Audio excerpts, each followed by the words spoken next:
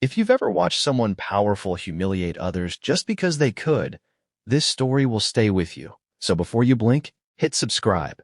Because what happens in this cafe starts with fear, turns into defiance, and ends with a truth no one saw coming. The kind of truth that changes who deserves power forever. And on a rainy Tuesday morning in a quiet downtown cafe, wedged between a law office and a boarded-up bookstore, every regular already knew the rules. Speak softly, move quickly. Don't make eye contact when he walks in, because the rude millionaire arrived every day at 8:17 a.m. sharp, stepping out of a black luxury sedan like the sidewalk belonged to him. Tailored suit, flawless, jaw tight, eyes cold. The kind of man whose presence bent the room before he said a word, and when he entered the cafe, conversations died the way candles do when a door slams. Chairs scraped nervously. Barista stiffened, because he never greeted anyone, never said please, never tipped, and always found something wrong. The coffee too hot or too weak, or served 1 second too slow. And when he complained, he did it loudly, surgically, humiliating whoever stood closest, reminding them in precise language that they were replaceable, small, lucky to even breathe the same air as someone worth 9 figures. And people endured it because he was a big name in the city, because he funded campaigns, owned buildings, knew judges, and because fear is quieter than dignity when rent is due. And so the cafe staff rotated shifts to avoid him, senior servers suddenly needing inventory duty when his car pulled up, managers pretending to take calls in the back, until one week when the owner hired someone new, a young waitress named Clara, fresh to the city, hair pulled back in a practical knot, posture calm, eyes observant, someone who smiled easily but not submissively, someone who had not yet learned the rules. And on her first morning shift, the rude millionaire walked in as usual and took his usual seat by the window, tapping his watch dramatically, as if time itself owed him money. And Clara approached with a notepad and said, genuinely, "Good morning. What can I get started for you?"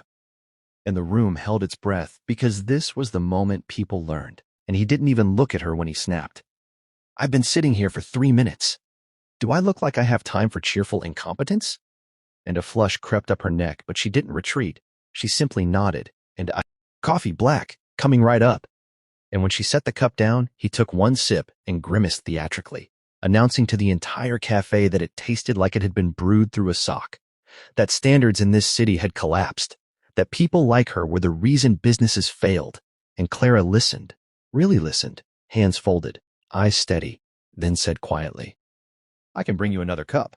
And he laughed, sharp and humorless, and said, "You can bring me a waitress who knows what she's doing." And someone near the counter dropped a spoon, and the manager started forward, already rehearsing an apology. But Clara surprised everyone by saying, "Sir, you're welcome to another cup, but you're not welcome to speak to me like that." And the millionaire finally looked at her, truly looked, scanning her face as if trying to place where she fit in the hierarchy he carried in his head. And he smiled, slow and cruel, and said, "Do you know who I am?" And Clara answered, "I know how you're behaving." And the cafe went so silent you could hear the espresso machine hissing like a warning. And he leaned back, confident, amused, and said, "You'll be fired before noon." And she replied, "Then I'll still have my self-respect by dinner." And people stared into their cups, terrified for her, because standing up to him never ended well. And true to his word, he called the owner, loudly, naming donors he'd bring with him if she was gone by the end of the day. And the owner, a tired man with mortgage stress etched into his face, pulled Clara aside and whispered apologies, said he couldn't fight. This, said maybe she could just say sorry. And Clara listened and then said something unexpected, something that made his shoulders slump. She said, "I didn't move across 3 states to apologize for asking for basic decency." And she went back out and served other tables. And the millionaire smirked like a man watching a slow execution. And that should have been the end. Except something strange began to happen, because over the next few days, Clara kept working. The owner hadn't fired her yet. Maybe procrastination, maybe guilt. And the millionaire returned. And each time he tried to provoke her, escalating insults, criticizing her clothes, her intelligence, her future. But each time she responded calmly, firmly, never insulting him back, never shrinking, simply naming his behavior, setting boundaries. And the regulars started to watch like it was a quiet revolution unfolding over coffee cups. And something else shifted too, because customers started tipping more, staying longer. Defending Clara subtly, one man saying, "Actually, the coffee's great." Another adding, "She's doing fine." and the millionaire noticed the room slipping from his control, which angered him more than anything. And one morning he crossed a line, accusing Clara of spilling coffee on him on purpose, demanding she pay for his suit, raising his voice so high it echoed. And Clara looked at him and said, "That didn't happen, and you know it." And he sneered, "Prove it." And that's when the twist began, because Clara calmly gestured toward the corner where a small security camera blinked, installed after a break-in months earlier, and said, "We can review the footage." And his face tightened just a fraction, too small for most to notice, but Clara did.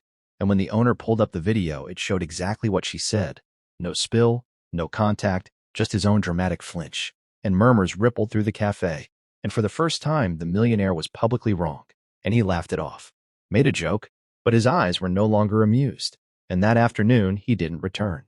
And days passed, and people relaxed, until one evening after closing, Clara stayed late wiping tables when a black sedan idled outside, and the millionaire stepped in alone. No audience, no performance, and he told her she'd made a mistake, that people like her didn't win, that she should take a payoff and leave the city. And Clara listened, then said something that cracked the story wide open. She said, "I already left once because of you." And he froze, truly froze. And she continued, voice steady, explaining that years ago in another city her father had owned a small construction company, that the millionaire's corporation had crushed them with lawsuits and delayed payments, that stress had eaten her father alive until his heart gave out, that her mother had lost everything, that Clara had learned young what unchecked power did to ordinary people, and that when she saw his name on the cafe's regular list, she'd applied anyway, not for revenge, not for money, but because she was tired of fear being the default setting. And the millionaire stared at her like she'd rewritten his reflection. And for a moment, something like shame flickered, but then hardened into anger. And he said, "That's business." And she replied, "That's what cowards call cruelty." And he left without another word. And the next morning, the cafe was packed, busier than it had ever been, because someone had posted a video. A customer had recorded one of the confrontations, and it had gone viral overnight. Millions of views, headlines about a waitress standing up to a bully billionaire, and people came not just for coffee, but to witness courage. And reporters followed, and the owner received calls not from the millionaire's allies, but from sponsors wanting to be associated with the place that didn't bow. And then the final twist landed, because an investigative journalist dug into the millionaire's past, inspired by the video, uncovering patterns of intimidation, ruined small businesses, silenced employees, and lawsuits settled quietly. And within weeks, boards shifted, stocks dipped, donors vanished. And one rainy morning, a different man walked into the cafe, shoulders hunched, suit no longer sharp, eyes avoiding the room, and he ordered coffee quietly, paid in cash, left a tip. And no one made a spectacle, because the story had never really been about humiliating him back. It had been about reminding everyone watching that power only works when people agree to be afraid. And Clara kept working there for a while longer, then left to do something else, something bigger, carrying with her the knowledge that one voice, steady and unafraid, can tilt an entire room, an entire city, even a system. And every morning after that, when the cafe door opened, people looked up, not with fear, but with the quiet confidence of those who had seen what happens when someone finally stands up and refuses to sit back down.